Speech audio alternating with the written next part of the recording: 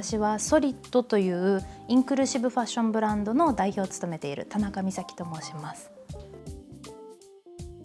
ソリッドは私自身も自分自身が小さい頃すごくスポーツをしていて、大人になってスポーツをやめて体が大きくなったりして着れない服があるという経験を本当に何度もしていて、試着室に好きな服を持っていった時にすごく着れなかったり合ってなかったりっていう悲しい思いをした経験が本当にたくさんあるんですね。なので自分自身の体型や性別だったりだとか信仰宗教だったりだとか障害によって着れないとか自分がこう表現したのに表現できないという人をいかにして減らすことができるんだろうと思った時に、ファッションからそれができたらいいなと思って立ち上がったもので、これはいわゆるジャンルとしてはインクルーシブファッションという身体に障害のある方も、例えばセクシャリティが明確になっていない、明確にしないと決めている方にも着やすかったりだとか、例えば妊婦さんだったりだとかマジョリティとしての健常者向けのファッションではないようなファッションを今作っています。私は京都の大学を出て新入社員でサイバーエージェントという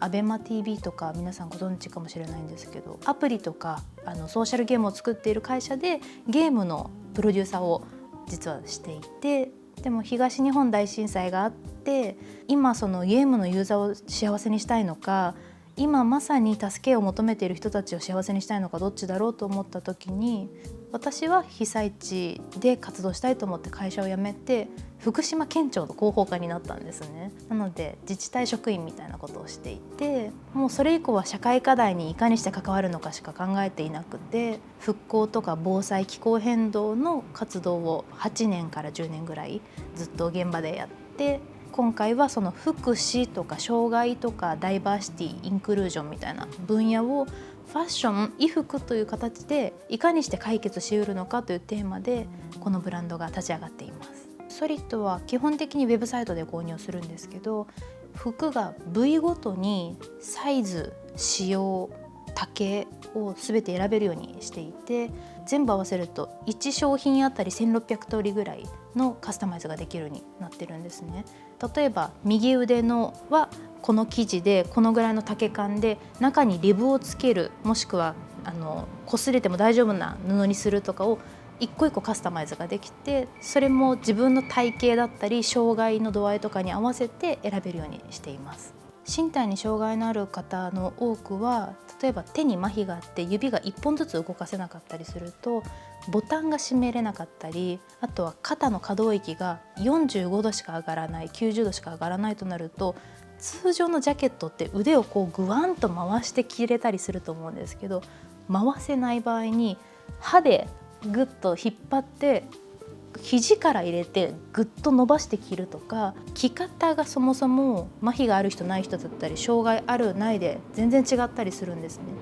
そうなった時にやっぱりよくあるジャケットとか革ジャンとかはすごく着にくいと言われていて、なので障害があっても着やすいとなると、例えばアームホールを通常よりも大きくして肘からでも着やすいかどうかとか、あとは伸びながら歯で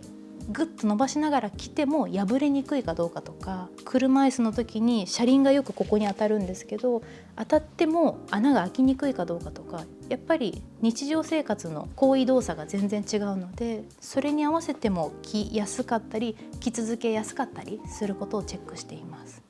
このジャケットが全部マグネットになっている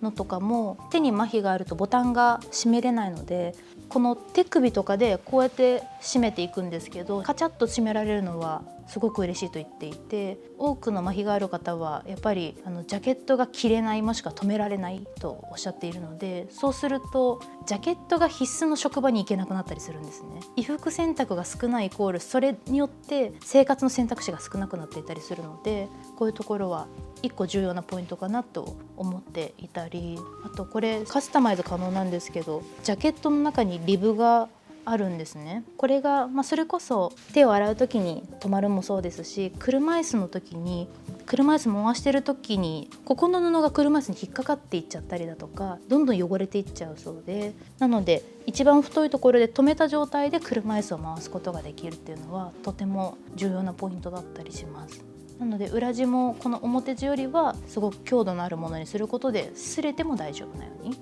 しています。使いやすさもそうですし、今までこのジャケットを着るとかシャツを着るっていう選択肢がなかったので、これを着れるようになったから、それこそ好きな人とデートに行けるようになったとか、本当に私たちにとってはすごく当たり前だったと思うんですけど、ジャケットを着ておしゃれな料理を食べれるようになったとか、ついに娘の結婚式に出ていける服を見つけたとか、生活の幅が広がったと言ってもらいました。これはファッションの分野から上がってきた人間じゃないからこそ思うところとしては、健常者とかマジョリティ向けの体型だったり好みに合わせすぎてないかなっていうのはすごく思うところはあって、みんながその服着れると思ってるのかなっていうのはすごく思う部分はあります。マイノリティのことを考えられてない気がしてならなくて、それは自分も一部マイノリティだったこともあるからこそ違和感と悲しさでしたね。なんか今世の中にあるファッションの多くが多分頑張って着ないと腕を通せなかったりとか、なぜかレディースメンズフロアに分かれてたりとか、やっぱりある程度の所得がある人しか買えない構造になっていたりとか、いつの間にかなんか私の中高生ぐらいの頃って一個一個のブランドがもうバチバチに種類違ったはずなのに、どんどん似たような服ばかりになっていったりとか、なぜか勝手にカテゴライズされたりとか、自分自身を表現しにくくなっていってる気がしてならなかったですね。選択肢を知らないだけかもしれないんですけど、私はそう感じました。私やっぱり社会課題の背景とか自分の中の哲学とか倫理みたいなところが全くない状態でファッションブランドを立ち上げようと思うと、いかにしてキャッチーかどうかとか、それこそ多分パリコレを目指すだろうし、ファッションやるならファッションと言ったらパリコレみたいな、もう本当に単純明快な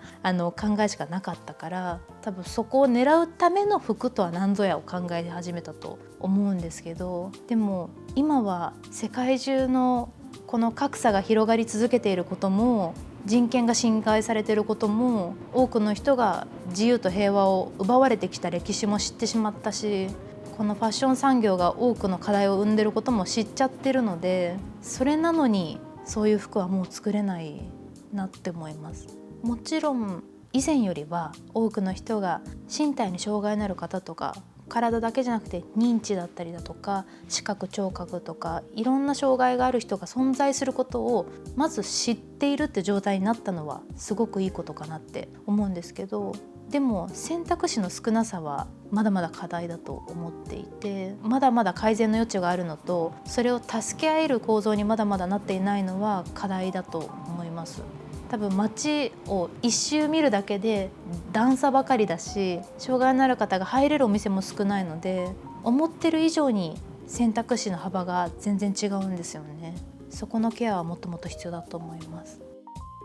ソリッドも今はベーシックなジャケットとパンツセットアップとシャツ4種類を作ってるんですけど、ここから例えば冬車椅子ユーザーは足がすごく冷えやすいので、パンツにもスカートにも見える膝掛けのようなものを作っていくとか、腕が動かせない方でも着れるワンピースを作ったりとか、もう少し選択肢の幅を広げていきたいなと、服というジャンルではそう思ってて、それとは別に今ソリッドが病院と連携をしているんですけど、病院の中で着る入院服の開発を今していて、入院された方は一度着たことあるかもしれないんですけど、ちょっとペラペラで、その服を着てるだけであの人患者だってすぐ分かる服なんですけど、それだと自分が患者であるって服から認識してしまうから、より一層鬱っぽくなってしまったりだとか、治りにくくなったりすると言われているんですね。なので私たちは着たくなる入院服だったり、外に出ても恥ずかしくない入院服を一緒に今開発しようとしています。自由と平和を獲得するための一番パワーの強いツールなんだと思うんですよね。服って本当に誰しもが、ほとんどの人が毎日洗濯して毎日着て、それで人に会ったりだとか社会に出向いたりする一つの自分の鏡でもあると思うんですけど、私はその選択肢ができる限り多くあった方が嬉しいし、それで誰かが傷つかないようにしていたいなと思うので、服は本当に平和の象徴にもなりうる大きなツールなんだと思っています。